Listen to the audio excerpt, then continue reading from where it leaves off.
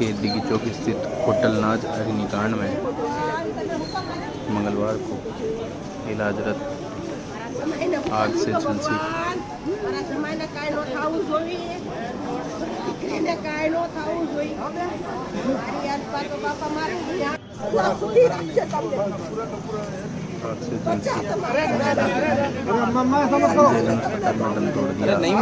Hotel में चार की पहले ही मौत हो चुकी है। ऐसे में मरने वालों की संख्या अब 5 हो गई है।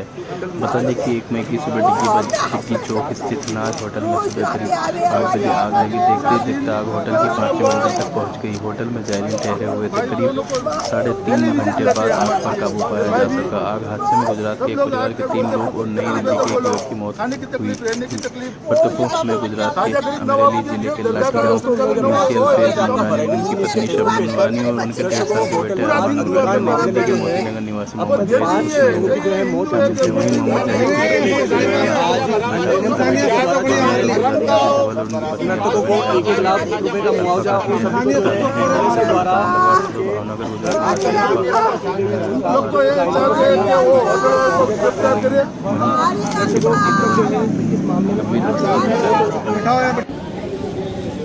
एक मई गुरुवार के दिन अजमेर के एक 5 मंजिला होटल में लगी आग में उसमें ठहरे 4 लोगों की मौत हो गई। वहीं 4 बुरी तरह झुलस गए थे।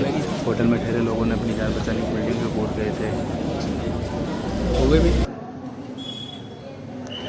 अल्पा के पिता ने होटल संचालक व स्टाफ को लेकर बात कही कि इनकी घोर लापरवाही के चलते आज हमने हमारा परिवार अपनी बेटी को खोया है। वहीं दामाद गंभीर रूप से घायल है, जो कि कभी भी दम तोड़ सकता है।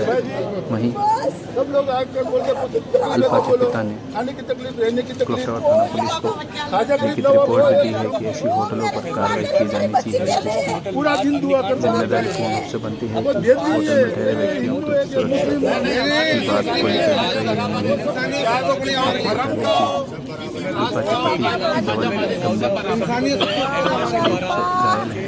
घर पहुंचाने की व्यवस्था की गई और साथ ही जो है 2,50,000 मुआवजा दिया गया। दर्शकों, अब तक जो है इस मामले में 5 लोगों की मौत हो चुकी है।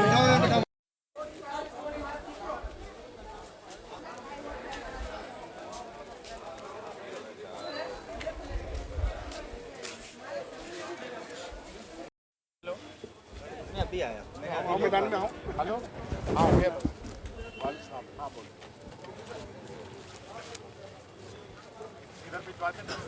अरे भाई, मैं अभी जा रहा हूँ। क्या सूचना मिली क्या? मैं गांव में भावनगर में रहता हूँ, गुजरात में। और मेरी बच्ची, दामाद और पूरा परिवार घूमने के लिए आए थे। फिर वापस आ गए थे, फिर वापस चले गए।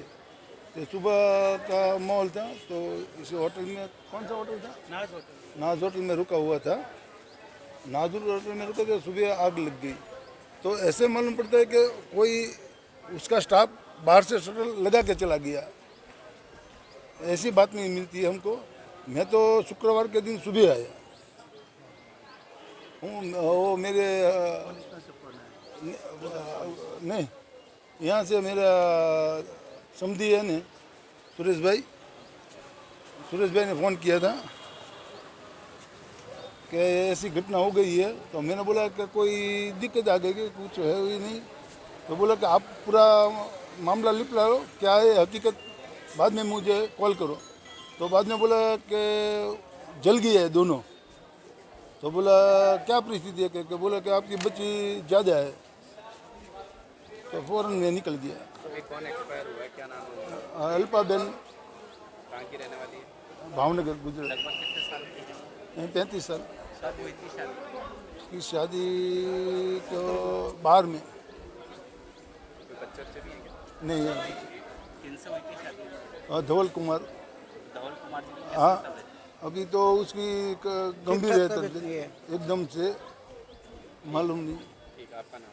मेरा नाम है रमेश भाई हवलिया। आप क्या लगता है? हूँ उसका बच्ची का पिता हूँ।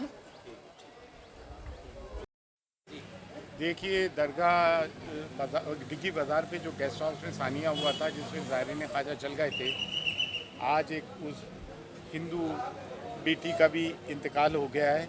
गुजरात की हैं। कुल मिला के मरने वाले 5 लोग हैं और ज़ख्मी भी कितने हुए जख्मी? दो जख्मी हैं। तो अंजुमन सैयद आदान खुदाम खाजा ने सबको मरने वालों को 1-1 लाख रुपए और जो जख्मी हुए उनको 50-50 हज़ार रुपये। तीसरी चीज़ ये कि उनको पहुंचाने का एम्बुलेंस में इंतज़ाम भी हम कर रहे हैं और जो यहाँ ज़ख्मी है उनके खाने पीने का रहने की तमाम व्यवस्था हम कर रहे हैं, क्योंकि ज़ायरीन ख्वाजा से जो डायरेक्ट संबंध है वो गरीब नवाज के खादमों का 800 साल से। ये हमारा कर्तव्य है, हमारा फ़र्ज़ है, ये कोई हम एहसान नहीं कर रहे हैं। इट्स आवर ड्यूटी जो हम 800 साल से निभा रहे हैं। जब दरगाह के गेट पे गोली चली थी तब भी हम ही लोग धरने पे बैठे थे और कर्फ्यू लगा था, तो तमाम क्षेत्रवासियों को हमने खाने पीने का प्रबंध भी हमने किया था। जब दरगाह में 11 अक्टूबर